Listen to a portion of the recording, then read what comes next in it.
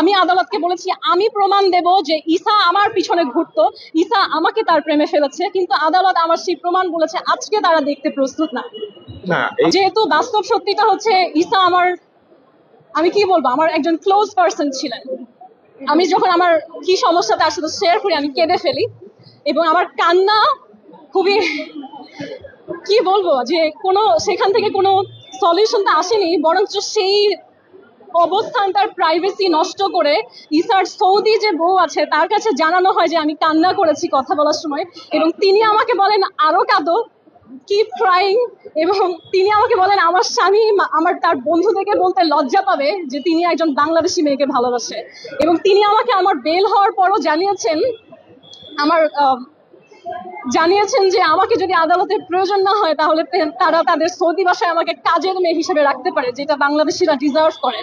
তো আমার মনে হয় যে যেহেতু আমি আসলে কারো ঘর ভাঙার চিন্তা নিয়ে আসি নাই, বরঞ্চ আমাকে গাধা বেড়ানো হয়েছিল, আমাকে আসলে এগুলো বলার কোনো প্রয়োজন ছিল না। আরেকটা প্রশ্ন, যে একজন নারী, আরেকটা বিষয় আপনি বলছিলেন আদালতে যে একাধিক রাষ্ট্রদূতের সাথে আপনার ভালো সম্পর্ক আছে। দেখুন, আমি আজকে এখানে আমার এই পোশাকের সাথে একটি প্যালেস্টাইনের স্কার্ফ পরে এসেছি, এবং এই স্কার্ফটার একটা ভ্যালু আছে, কারণ প্যালেস্টাইনের এখন যে অবস্থা সেখানে কিন্তু প্রচুর পরিমাণে কারখানা নেই, খুবই সীমিত অবস্থায় মানুষ এখনো এই যে তাদের শিল্প এটা তৈরি করে। আমি আজকে এই স্কার্ফটা পরে এসেছি এটাই বোঝানোর জন্য প্যালেস্টাইনের মানুষ যেমন সংগ্রামী, আপনাদের বাংলাদেশের মেয়ে আমি মেঘনা আলমও এখানে একটা সংগ্রাম করছি কনস্পিরেসির বিরুদ্ধে।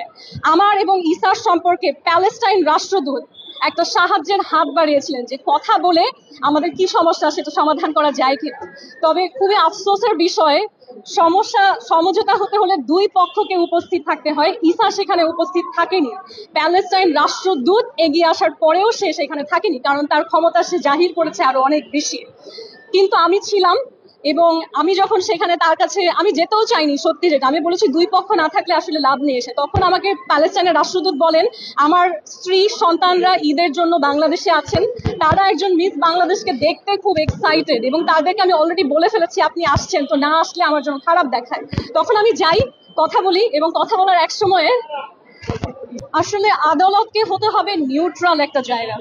আদালতকে সবার জন্য আইন সমান, আপনি যত বড় হন যত ছোট হন, আজকে আমি মেঘনা আলম আন্তর্জাতিকভাবে স্বীকৃত একজন মানবাধিকার কর্মী, এবং আমি আন্তর্জাতিকভাবে সার্টিফাইড একজন leadership trainer, political leadership trainer, রাজনৈতিক প্রশিক্ষক। এটা ছাড়াও আমি যদি একজন সাধারণ মেয়ে হতাম তারপরও আমার সমান অধিকার আদালতে নিশ্চিত করার দায়িত্ব।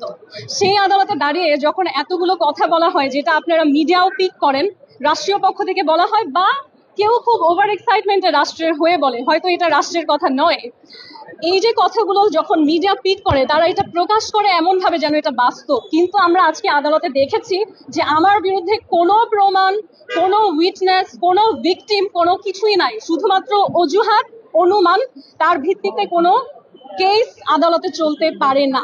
এবং এই যে সারা বাংলাদেশে আমার সম্পর্কে একটা ভুল ধারণা এই কথাগুলোর মাধ্যমে ছড়াচ্ছে, তাই আমি হাত তুলে আগে আজকে পরিষ্কার করেছি যে আপনারা যাকে নিয়ে কথা বলছেন তার উপরও বাংলাদেশের ভাবমূর্তি নির্ভর করছে, এবং একজন বিদেশি রাষ্ট্রদূতের চেয়ে এই দেশের একজন মিস বাংলাদেশ টাইটেল হোল্ডারের ভাবমূর্তি নষ্ট হওয়া আমাদের দেশের জন্য অনেক অনেক বড় ক্ষতি। ওই ক্ষতিটা হয়তো তাৎক্ষণিক দেখা যায়, যে একজন শক্তিশালী মানুষ রাগ করলেন তাৎক্ষণিক ভয়টা পাওয়া যায়, কিন্তু যখন আপনি আপনার দেশের টাইটেল হোল্ডার, আজকে কল্পনা করেন মিস জাপান, মিস ইন্ডিয়া, তারা যদি এই অবস্থায় থাকতো, কোনোভাবেই তার রাষ্ট্র তাকে এই অবস্থায় থাকতে দিত না।